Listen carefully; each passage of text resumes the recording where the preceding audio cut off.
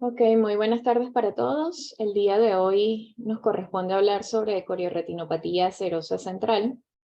Es una entidad corioretiniana que forma parte del espectro paquicoroideo y que se caracteriza básicamente por la presencia de un desprendimiento seroso de la retina que afecta predominantemente el área de la mácula.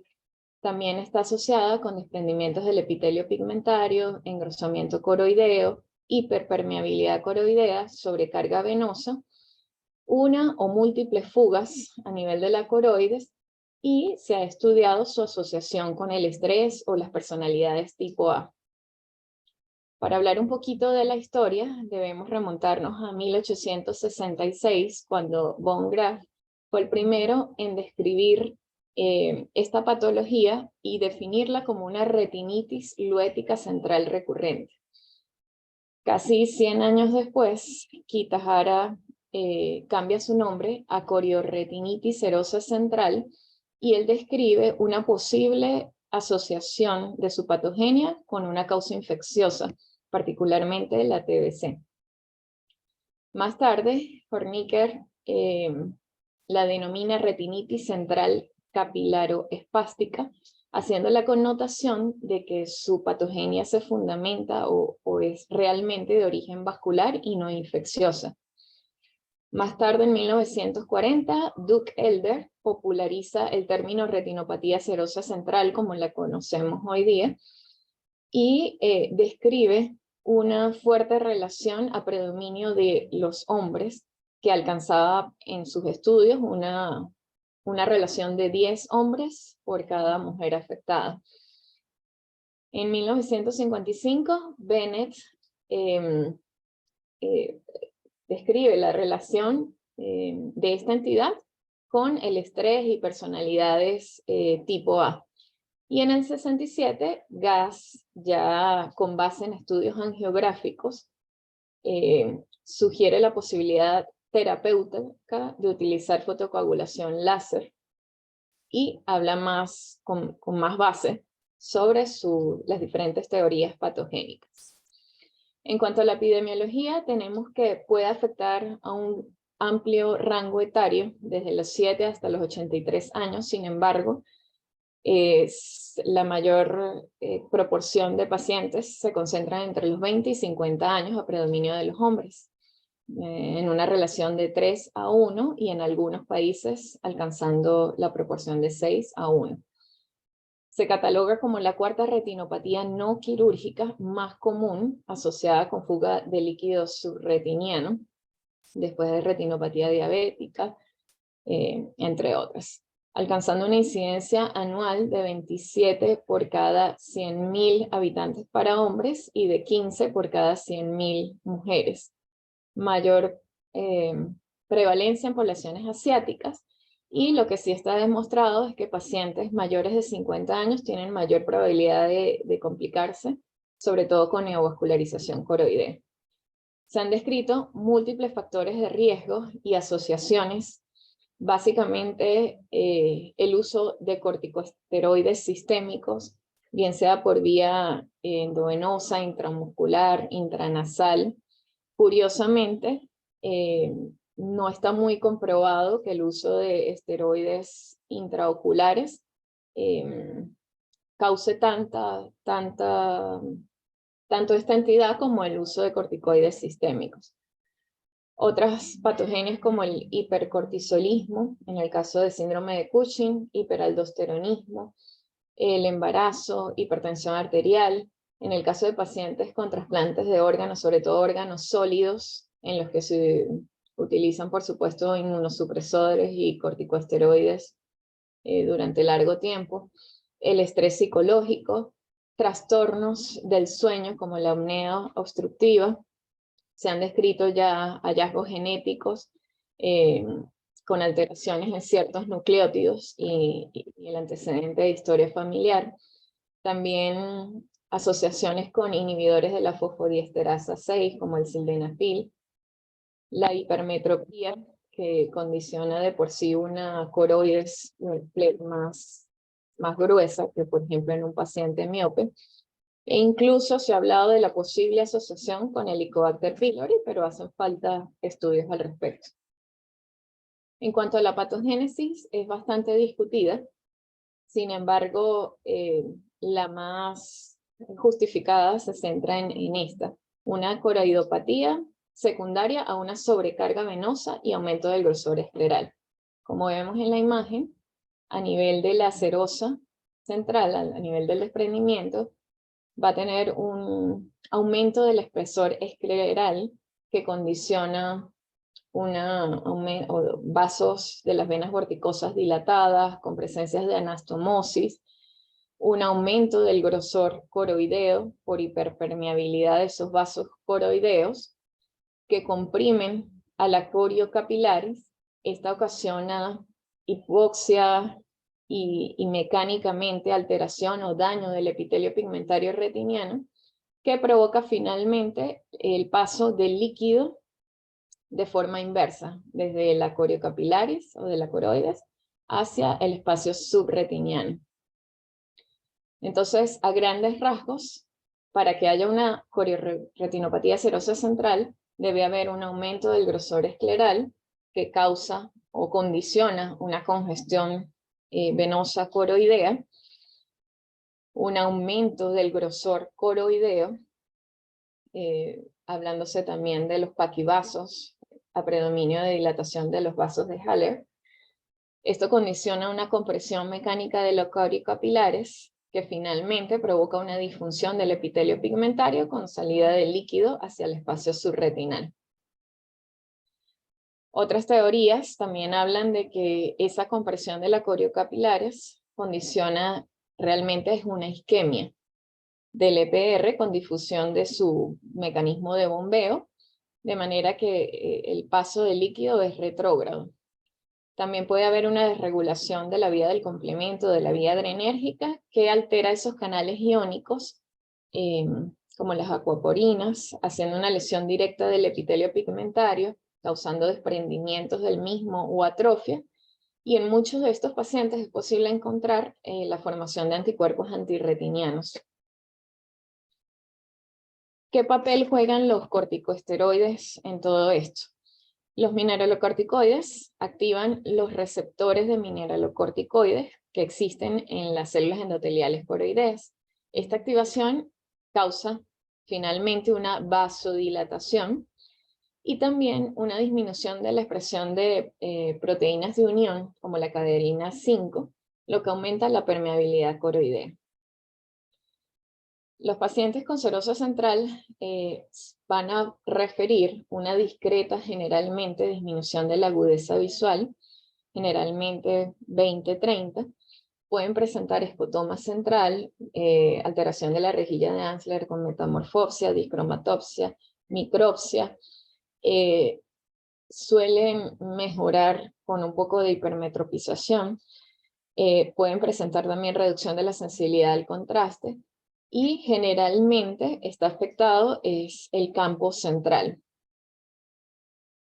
A nivel de la oftalmoscopía, lo que podemos ver es un DR seroso, que la mayoría de los casos va a afectar la mácula, con ausencia del brillo foveal y una elevación circular u ovoidea, con líquido subretiniano que suele ser claro, pero también es posible encontrarlo turbio o incluso fibrinoso en algunos casos. Y anomalías del epitelio pigmentario de la retina, que pueden ir desde atrofia hasta hiperplasia del epitelio pigmentario. Nos valemos de las imágenes multimodales, que son de suma importancia para el diagnóstico. Entre ellas, por supuesto, el OCT, en donde podemos encontrar la presencia del líquido subretiniano, predominantemente a nivel de la mácula, pero también pudiéramos encontrarlo de forma multifocal, alejado de ella, como vemos en las imágenes inferiores. Podemos encontrar adelgazamiento de la capa nuclear externa, con edema o degeneración macular cistoide. Pueden haber focos puntiformes hiperreflectivos, tanto a nivel del líquido subretiniano como a nivel intrarretiniano, que me habla de los segmentos externos de los fotorreceptores que no pudieron ser fagocitados por el epitelio pigmentario de la retina, o incluso macrófagos que sí los fagocitaron y es por eso que se ven hiperreflectivos. Vamos a encontrar un aumento del grosor coroideo a predominio subfoveal y más a nivel del lado nasal, y la presencia de estos paquivasos, que es una dilatación de los vasos coroideos. Aquí tenemos con más precisión, con más detalle. En la imagen A vemos un OCT que corresponde a un paciente sin corioretinopatía serosa central, un paciente normal, con un grosor coroideo apropiado. Mientras que en las siguientes imágenes B, C y D corresponden a diferentes pacientes con corioretinopatía serosa central, y vemos cómo el grosor coroideo es bastante llamativo. En cuanto a la autofluorescencia, podemos ver diferentes patrones de autofluorescencia que pueden ir desde hipo, hiper o incluso mixtos. Lo importante de esto es que nos va a ayudar a localizar con mayor precisión dónde está ubicado el problema, estimar qué tan crónico es y predecir finalmente un pronóstico visual. De manera que los principales patrones de autofluorescencia que podemos encontrar en estos pacientes, desde sus inicios o desde la entidad más aguda hasta ya lo más crónico, desde izquierda a derecha, tendríamos un patrón de autofluorescencia de bloqueo, donde vemos que puede verse normal sin autofluorescencia o con una hipoautofluorescencia difusa. Si esto sigue avanzando, es posible encontrar un patrón moteado, donde ya hay hiperautofluorescencia irregular, que se debe a la acumulación de estos segmentos externos de los fotorreceptores en el líquido subretiniano. Cada vez se va haciendo más regular, más uniforme, y ya en los casos más avanzados vemos cómo hay un patrón mixto con hiper e hipoautofluorescencia, que es debida ya al daño del EPR, con atrofia del EPR, y finalmente unos tractos descendentes que se deben a ese descenso del líquido subretiniano por gravedad que ha ido dañando el epitelio pigmentario de la retina. En cuanto a la angiografía fluoresceínica, es posible identificar, por supuesto, el DR seroso, también los desprendimientos del epitelio pigmentario, las fugas, defectos del epitelio y atrofia. Hasta un 44% de los pacientes presentan fugas multifocales. En la fase más temprana de la angiografía es posible encontrar áreas hiperfluorescentes anormales.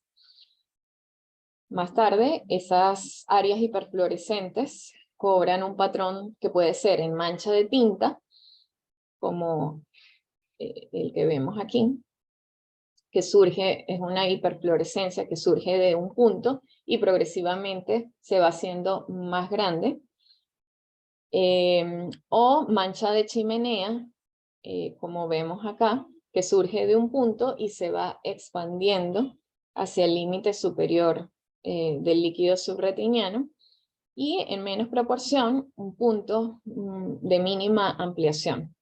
En las fases más avanzadas, ese tinte, hay una acumulación de ese tinte por desprendimientos del epitelio pigmentario, y ya en la fase más crónica, tempranamente podemos ver múltiples puntos de fuga por ese daño en el epitelio, y más adelante parches ya granulares o moteados.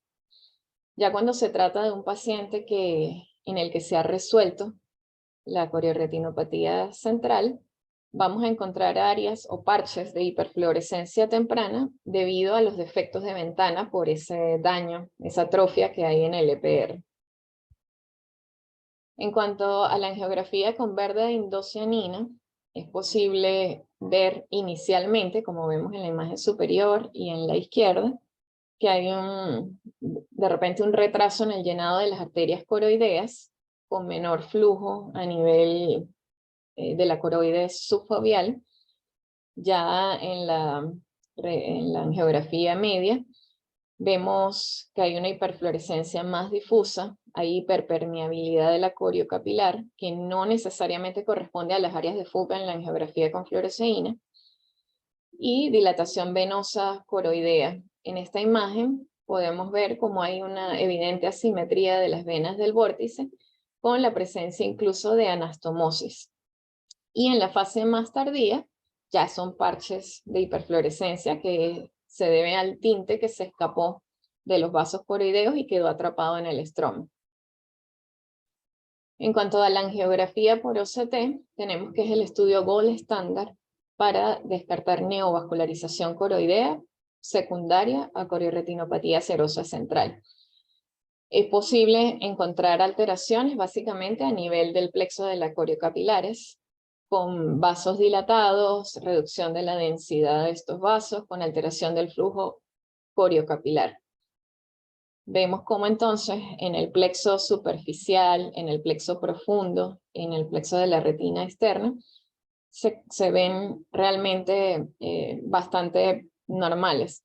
Sin embargo, a nivel del corte, a nivel de la coriocapilares, vemos que es bastante evidente en este paciente que está complicado con una neovascularización coroidea.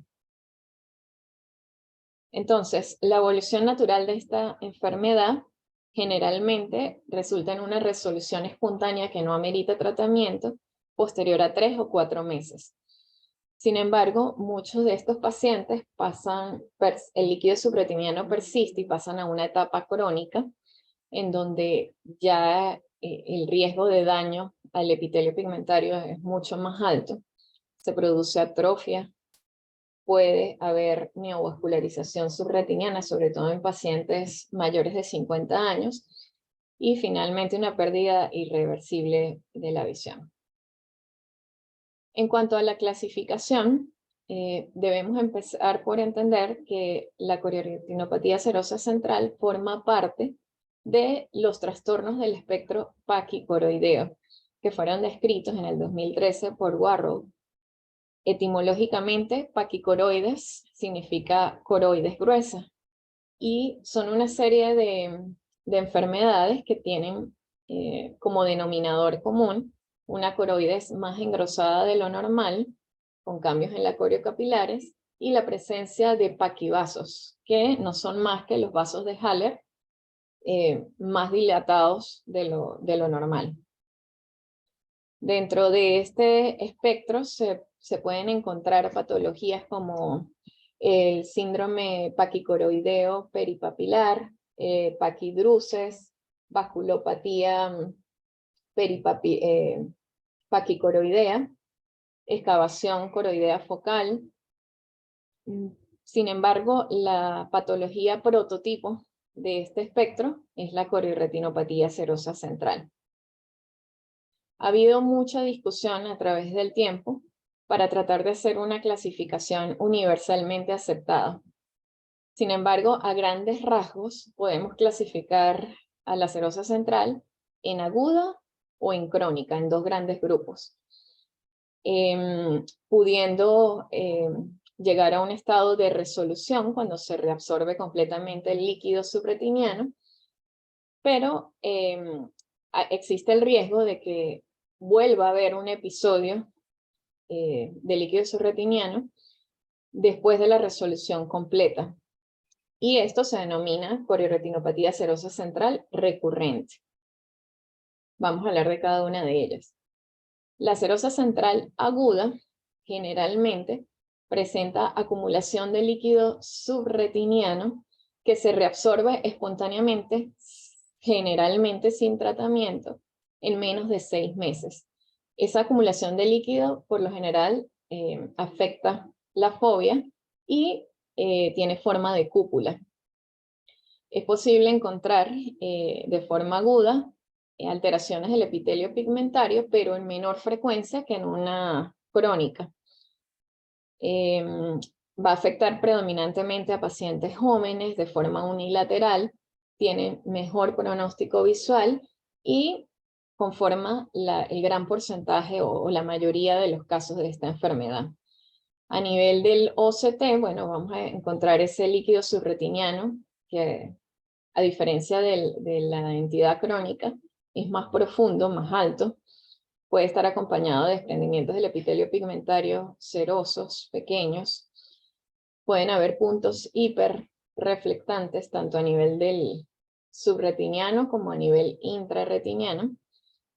A nivel de la autofluorescencia podemos encontrar entonces los diferentes patrones de autofluorescencia con una hiperfluorescencia en el borde o que marca el borde de ese líquido subretiniano. A nivel de la angiografía con fluoresceína, como vemos en las imágenes B, D y F, es posible encontrar entonces las fugas tanto en los diferentes patrones, mancha de tinta, mancha de chimenea, y pueden haber entre 1 y 3 puntos focales de fuga.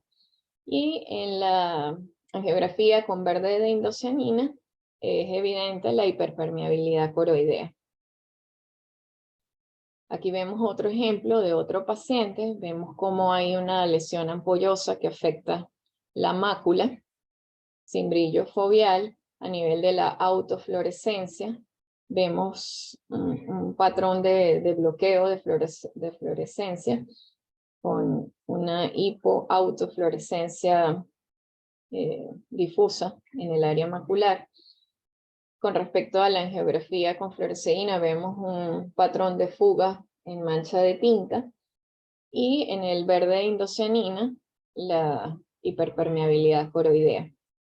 A nivel del OCT, que pasa, el raster pasa por el centro de la mácula, vemos entonces cómo hay la acumulación de líquido subretiniano en forma de cúpula, con abundantes puntos hiperreflectantes a nivel intrarretiniano y a nivel del líquido, y un evidente aumento del grosor coroideo. En cuanto a la entidad crónica, tenemos que no se resuelve pasados los 6 meses. Es un DR seroso que suele ser más extenso, pero menos elevado que en la forma aguda. Suelen haber más alteraciones del epitelio pigmentario. Suele afectar principalmente a pacientes mayores de 40 años y muchas veces de forma bilateral. Tiene un peor pronóstico visual, pero gracias a Dios es menos frecuente que la forma aguda. A nivel del OCT, es posible entonces encontrar este líquido subretiniano más extenso, pero más aplanado, con un grosor coroideo importante, mayor de 500 micras, con elevaciones del epitelio en los sitios de fuga y cambios incluso atróficos en la retina externa. En la autofluorescencia, entonces ya como ha estado mucho tiempo ese líquido subretiniano provocando un daño en el epitelio pigmentario, podemos ver esa atrofia del EPR en un patrón muchas veces en tractos descendentes. En la angiografía con fluoresceína, como vemos en las imágenes B, D y F, tenemos fugas multifocales, múltiples focos de fuga. Y en la angiografía con verde de indocianina vemos la dilatación de esos vasos coroideos, que es bastante evidente, y la hiperpermeabilidad coroidea. Entonces, una serosa central puede ser recurrente cuando hay factores de riesgo, como por ejemplo que el espesor coroideo subfoveal sea bastante grueso, que hayan patrones menos intensos de fuga de fluoresceína, y sí se ha encontrado que el tratamiento puede reducir el riesgo de recurrencia en ambas formas.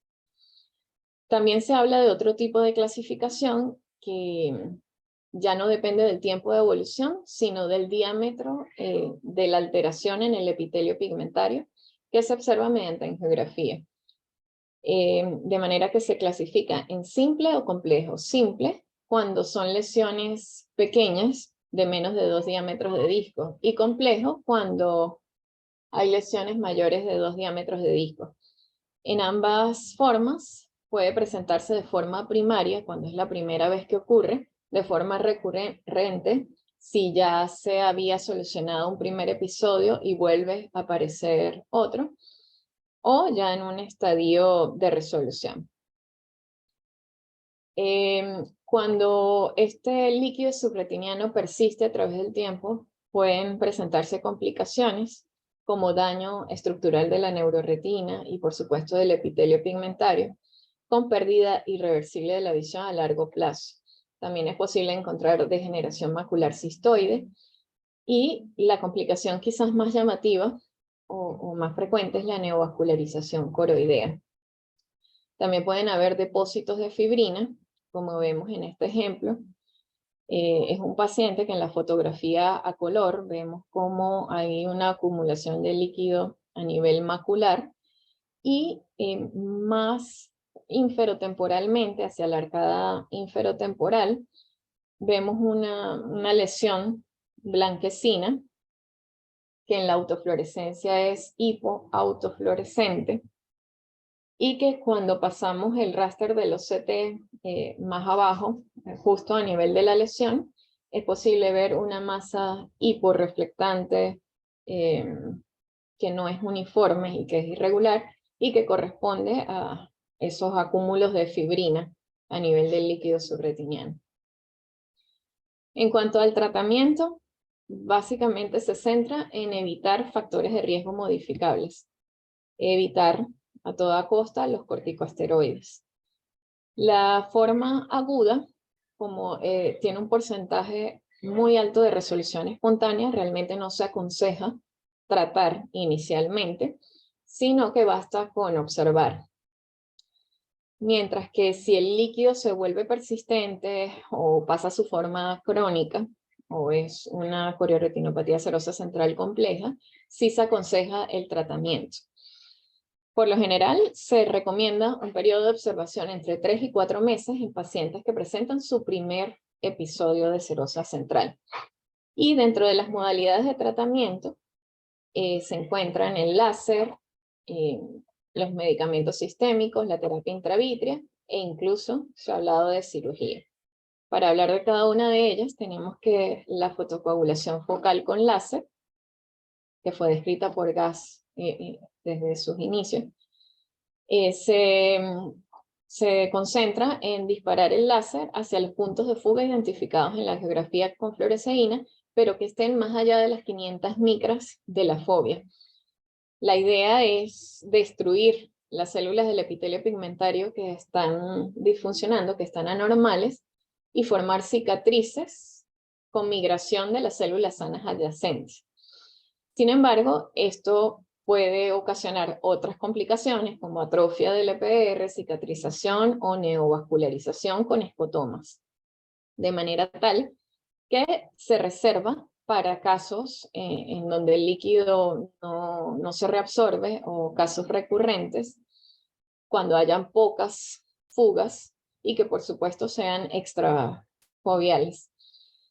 En diferentes estudios pues se demostró que sigue siendo útil, sobre todo si estamos en un medio donde no se cuenta con terapia fotodinámica ni láser de micropulso, o estos han fallado.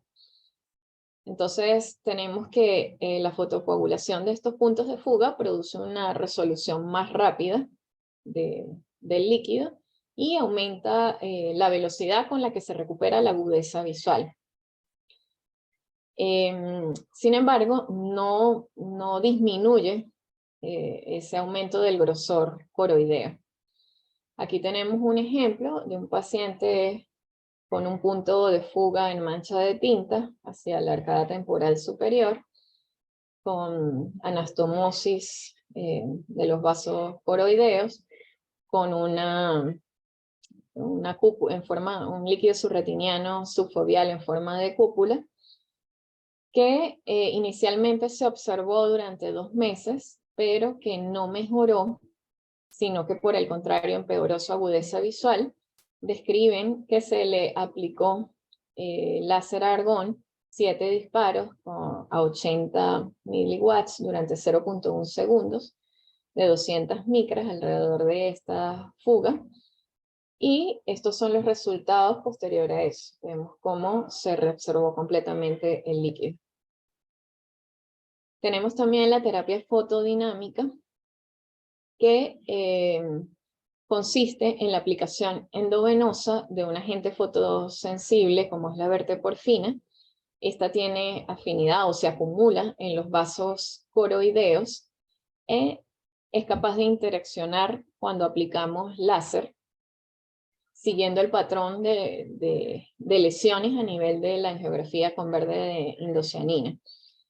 Esta interacción libera radicales libres que inducen a la inflamación y oclusión de los vasos coroideos anormales, todo un proceso inflamatorio que conlleva una remodelación vascular. Esto reduce la hiperpermeabilidad coroidea, reduce el grosor de la coroides y disminuye la fuga del líquido subretiniano. Sin embargo, pues no está exento de complicaciones y pues se describe la atrofia del EPR en 4% de los casos. Se han descrito dos formas de aplicación. Inicialmente se usó la terapia fotodinámica estándar con una dosis completa de verteporfina a 6 miligramos por metro cuadrado de superficie corporal y con una duración del láser de 83 segundos. Más tarde se comprueba que la terapia fotodinámica de dosis media, en la que se disminuye a la mitad el láser a 25 joules por centímetro cuadrado, con una disminución también del tiempo de exposición a 42 segundos, tenía menos complicaciones. En base a esto surgen varios ensayos controlados aleatorizados, como el ensayo Spectra y el ensayo PLACE. El ensayo Spectra, que buscó comparar los resultados entre terapia fotodinámica de media dosis y el uso de esplerenona vía oral, en los casos de serosa central crónica con un seguimiento a 3 meses. Este estudio demostró que la terapia fotodinámica de dosis media pues, fue superior, en este caso a la esplerenona oral, para el tratamiento de la forma crónica de la enfermedad en cuanto a la eficacia y a la seguridad. Más tarde se realiza el ensayo PLACE, donde se compara igualmente la terapia fotodinámica, pero esta vez con el láser micropulso subumbral de alta densidad en pacientes con serosa central crónica, y el periodo de seguimiento fue más amplio, hasta los 8 meses.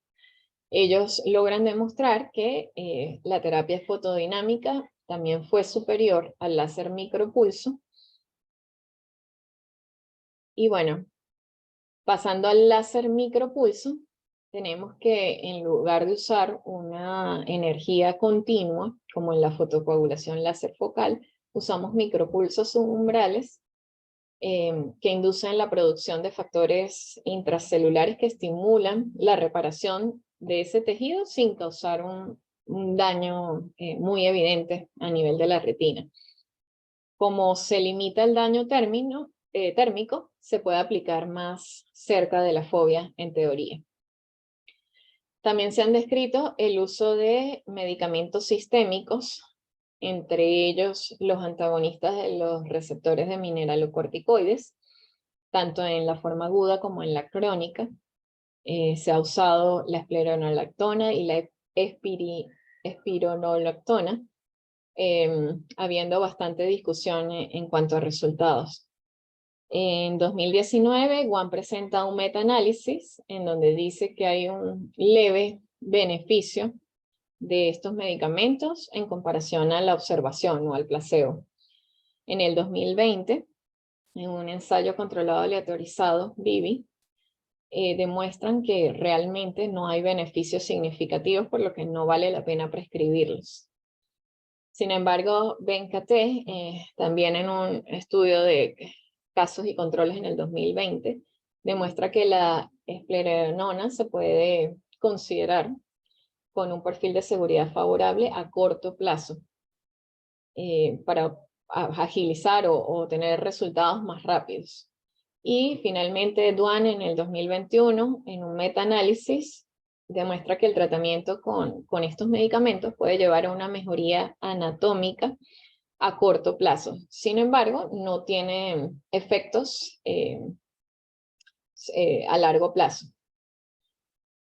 Otros medicamentos que también se han descrito a lo largo del tiempo son aquellos con efectos anticorticosteroides en base a la fisiopatogenia que describimos anteriormente, o aquellos con efecto antiadrenérgico, pero la verdad es que faltan más estudios controlados al respecto. En cuanto a los medicamentos anti-VEGF de uso intravitreo, tenemos Lu, que describe en un metaanálisis que hay una leve superioridad en cuanto a la mejora de la agudeza visual en el grupo que utilizó estos medicamentos en comparación al placebo o a la observación, pero que a largo plazo realmente no hay una diferencia significativa. Se dice que no hay diferencias entre los grupos a los 6 meses, o sea, a largo plazo, y dada la falta de evidencia que demuestre un beneficio consistente para corioretinopatía serosa central con respecto a la agudeza visual o los resultados anatómicos, generalmente no es algo que se prescriba o se recomienda inicialmente para un primer episodio de serosa central en ausencia de neovascularización. Ahora, cuando ya hay neovascularización coroidea, sin duda alguna es el tratamiento de elección. También se ha descrito cirugía que consiste en una esclerectomía parcial. Realmente encontré solo el antecedente de Venkatesh, que lo probó en un caso con mitomicina C, y que tuvo resultados positivos en ese paciente a los 4 meses y a los 2 años. Pero se necesitan mucho más ensayos en esta área. En cuanto a las direcciones futuras, ¿qué nos prepara el futuro? Se está trabajando mucho sobre la descompresión quirúrgica de las venas del vórtice que están dilatadas con anastomosis y que son la base de la patogenia de la enfermedad. También se está trabajando mucho en crear un sistema de clasificación que sea universalmente aceptado y que nos ayude un poco más a guiar el pronóstico, sobre todo que va a tener ese paciente. Y por supuesto la inteligencia artificial que va avanzando a pasos agigantados y que se muestra como una posible herramienta muy útil en el pronóstico y tratamiento. ¿Cuáles son los factores de riesgo que nos hablan de que esa serosa no se va a resolver tan rápidamente y que se puede prolongar? Cuando encontramos en OCT espesores coroideos subfoveales mayores a 500 micras, cuando la altura del desprendimiento del epitelio pigmentario es mayor de 50 micras, cuando es un paciente que tiene más de 40 años, cuando hay atrofia de fotorreceptores de la retina desprendida, junto con restos granulares en el líquido subretiniano, y por supuesto con más cantidades de líquido subretiniano. ¿Qué debemos recordar de todo esto que he hablado?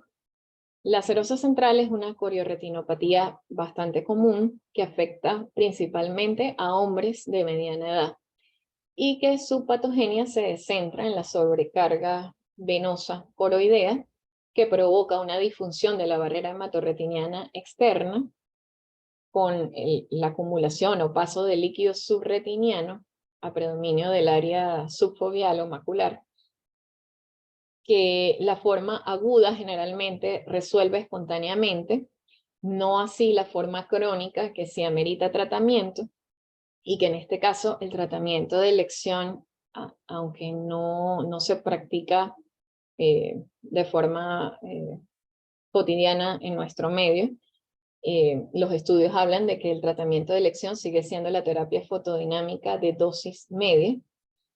Los anti-VEGF son de elección, sobre todo en serosas complicadas con neovascularización. Y bueno, por su atención, muchísimas gracias.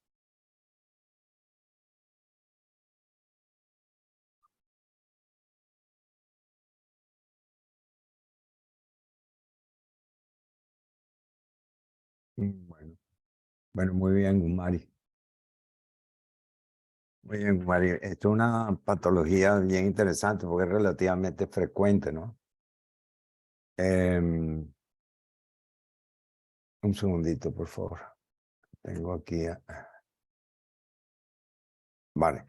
Entonces, bueno, el diagnóstico es relativamente fácil, ¿no? Porque indudablemente se ve en el examen clínico oftalmológico de rutina, en un fondo de ojo, y uno lo que hace es comprobar ese diagnóstico con todo el armamento diagnóstico, y principalmente la OCT y la fluoresceinoangiografía, principalmente.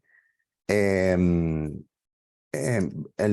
con respecto a la OCT, es muy importante y está tomando cada vez más fuerza la determinación del grosor coroideo a nivel de la fobia, del grosor de la coroides.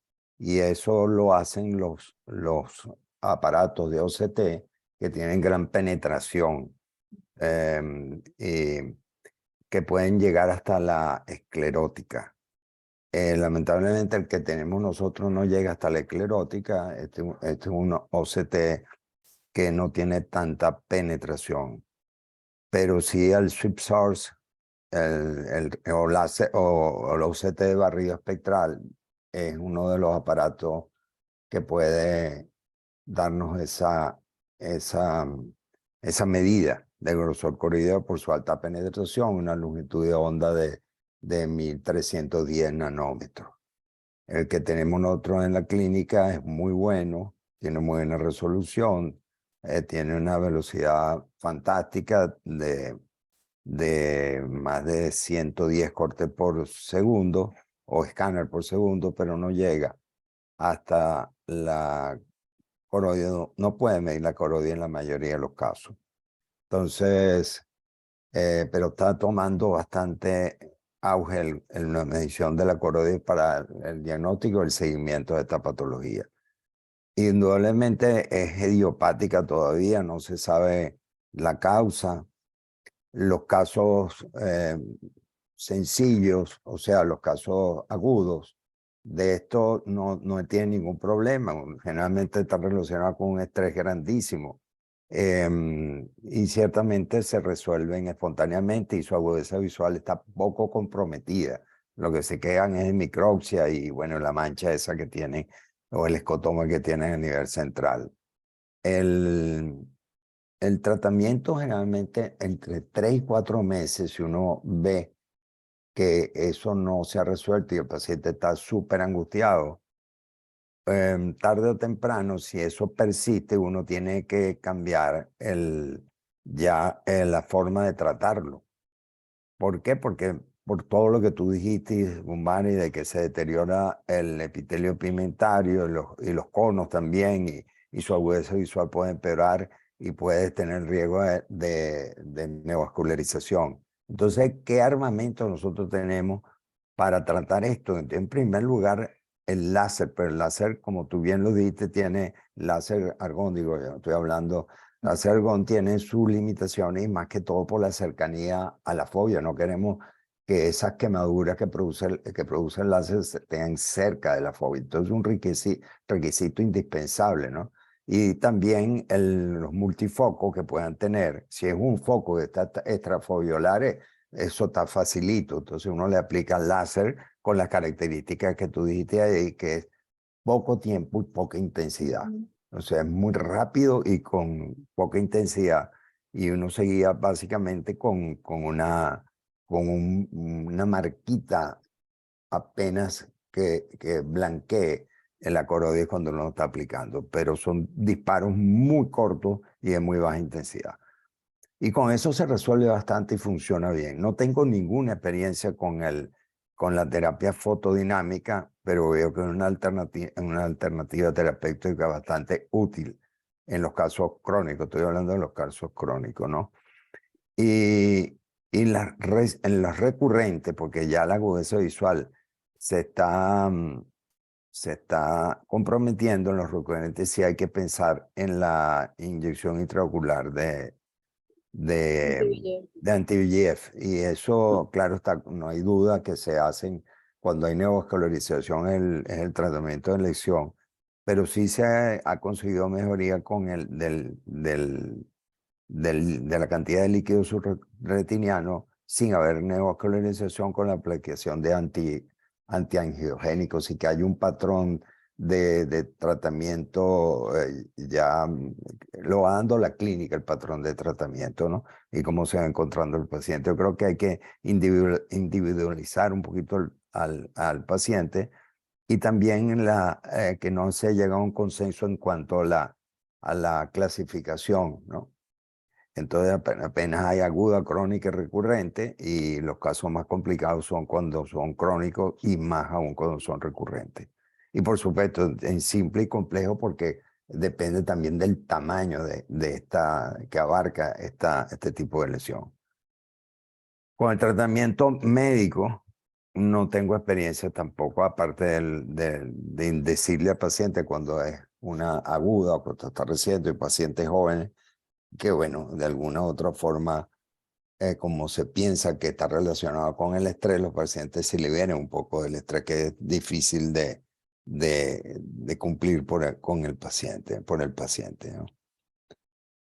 Bueno, cirugía, verdaderamente no había oído hablar de cirugía, la esclerotomía con un solo caso, yo creo que hay que pensar mucho en realizarla Sí. y bueno, eso queda, es muy interesante, ¿no? Pero la cirugía hasta ahora, bueno, se necesita recorrer un largo camino. Bueno, yo no tengo nada más que agregar al respecto. Y si alguna otra persona quiere agregar algo, Hola, Raúl, si buenas tienes. tardes. Ah, ah, Me disculpo por haber llegado tarde, pero no tenía luz bueno. y se me había caído el internet. Yo pensaba, sí, pensábamos que algo te había pasado en ese aspecto. Sí, Ok. sí. Murió el internet en mi casa y acaba de Ah, regresar. no. Bueno, me comuniqué, bueno, pero pude oír casi toda la parte que explicaste de Serosa completa. No sé si hablaste algo inicialmente, Guzmán, y antes de la Serosa. No, inicié con Sintomatología. que era una que formaba parte del espectro paquicoroideo. Ok, ok, ok. Bueno, nada, lo que vi, bueno, muy bueno todo, lo que dijo el doctor Perazo, más o menos lo que uno hace. Yo sí tengo algunas experiencias por ahí cuando hubo el Verteporfin, que se comenzó a aplicar en casos, sobre todo en casos crónicos de serosa. Las primeras me recuerdo que con las dosis originales, 12 fueron a la atrofia de macular. Pues se modularon las dosis y mejoró, entonces se resolvían. Pero la verdad es que fue abandonado porque no había digamos que consistentemente el tratamiento no sabía exactamente cuáles eran los mejores parámetros, con qué cronicidad, etcétera. El paciente podía tener una evolución muy tórpida de acuerdo a la cantidad de líquido que hubiera, entonces, la verdad es que no se siguió colocando. Y las experiencias que tuve no fueron las mejores. Con respecto a la colocación del láser, bueno, lo que estuvimos hablando allí, que lo ideal es tratar de, por supuesto, colocarlo cuando la fuga es externa o alejada por lo menos unas 500 o más micras del centro foveal. Allí tengo una observación de un caso también que vi en alguna oportunidad donde la serosa se asociaba a desprendimiento de epitelio pigmentario y al colocar el láser hubo ruptura del epitelio pigmentario. Entonces hay que tener cuidado porque ahí se producen como unas rasgaduras del epitelio y eso puede también ser muy limitante para la visión porque pueden sangrar y son complicadas. Entonces, bueno, hay que en casos en los cuales uno tiene muy bien localizado el lugar donde está la fuga y uno ve que en realidad tratar de que el epitelio pigmentario, en mi criterio ahorita, esté lo más pegadito posible. Yo trato, si veo que es algo muy localizado de pequeño por fuera, pongo un puntico de láser y las trato de esa forma. Pero si no, la verdad es que si son agudas, como han dicho, es preferible darle tiempo porque tú no sabes en qué momento el remedio puede ser peor para la enfermedad. Con respecto al tratamiento médico, bueno, nada, sobre todo eso, tratar de hacer que el paciente pueda dormir bien, se le hace mucho énfasis en la parte de meditación o de buscar ejercicio, de tratar de bajar los factores que pueden estarle produciendo aumento de cortisol. Y bueno, y básicamente eso es acompañar al paciente y ver en los casos ya muy crónicos, ya uno comienza a ver, anteriormente lo llamaban ¿cómo era? En hilo de cera o en cera de vela o en algo por el estilo, que eran como unas manchas blanquecinas que uno veía como que un escurrido de la fobia, uno veía que era la alteración del epitelio pigmentario porque era tan crónica la parte del derrame del líquido subretiniano que los cambios en el epitelio pigmentario hacían como esa imagen como de escurrido, como de despigmentación lineal que caía, ¿no? Hoy en día yo tengo tiempo que no los veo tan severos como hace unos años los vi, a pesar de que uno ve mucha gente muy estresada en consulta hoy en día, pero no tengo la experiencia en este momento de verlos tan floridos como los que vi en una época, ¿no? Y bueno, aparte de eso, nada, me pareció muy interesante. La asociación con la parte paquicoroidea es muy importante porque hoy en día, bueno, se están asociando a una serie de factores que estamos estudiando con mayor precisión por el advenimiento del OCT y todos los elementos que nos da para poder seguirlo. Y bueno, y creo que es algo que hay que estar pendiente, todas las nuevas datos que ese estudio nos va dando para poder predecir el comportamiento de la enfermedad y saber en qué casos puede responder mejor a una u otra terapia. Mi experiencia con antiangiogénicos en casos agudos no es buena. Si no hay neovascularización, estamos claros en que no es buena. Y ya cuando aparece un caso de neovascularización, bueno, allí sí habría que irse con antiangiogénico y está descrito que el que mejor resultado da es el Aflibercept, cosa que no tenemos acceso nosotros a nivel rutinario en nuestro país, pero es el que está descrito con mejor. Y lo otro importante es siempre estar pendiente de pacientes que han estado sometidos a un estímulo esteroideo o han recibido mucho esteroide, pueden tener mayor predisposición a tener serosas centrales más floridas, pues. Al disminuir el estímulo esteroideo, por ejemplo, pacientes asmáticos, pacientes que han recibido triancilolona o algún tipo de esteroide intramuscular, pueden hacer mayor cantidad de desprendimientos serosos si presentan una serosa central. Entonces hay que también tratar de estar claro con ellos, decirles que limiten el uso de esteroide en lo posible, porque tienden a ser cuadros que son de más difícil tratamiento en el tiempo. Esa es la experiencia mía de lo que han dicho. De resto, chévere, me pareció muy bueno y te felicito. Gracias.